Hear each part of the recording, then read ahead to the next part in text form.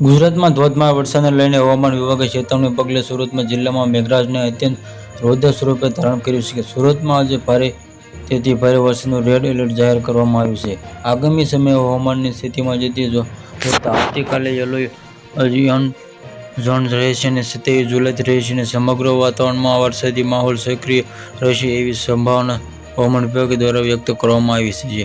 સુરતમાં સમગ્ર જિલ્લામાં 24 કલાકમાં સરેરાશ 3.79 જેટલો સારો એવો વરસાદ નોંધાયો છે, જેમાંથી પલસાણા તાલુકા સૌથી વધુ અંદાજે 7.44 ઇંચ વરસાદ ખાબકવાથી સવારથી જલમ કાપકા જેવી ગંભીર સ્થિતિઓ સર્જાઈ છે. સતત વરસાદી રહેલા મુશળધાર પાણી પવનને લીધે નીચાણવાળા પૂર્વોત્તર વિસ્તારોમાં પાણી ભરાઈ જતા તંત્ર દ્વારા નવેસરથી કામગીરી કરી 1.37 જેટલી અસરગ્રસ્ત નાગરિકો સુરક્ષિત જેટલી સ્થળે અને ખસેડવામાં આવ્યા છે.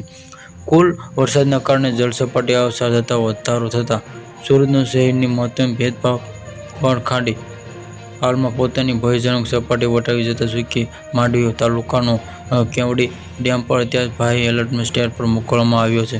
આ ઉપરાંત સુરક્ષાકર્મીઓ પંચાયત હસ્તક આવતા કુલ 44 જેટલા મહત્તમ માર્ગો ઉપર વ્યવહારમાં સુરક્ષાના ભાગરૂપે સંપૂર્ણ બંધ કરવામાં આવ્યા છે.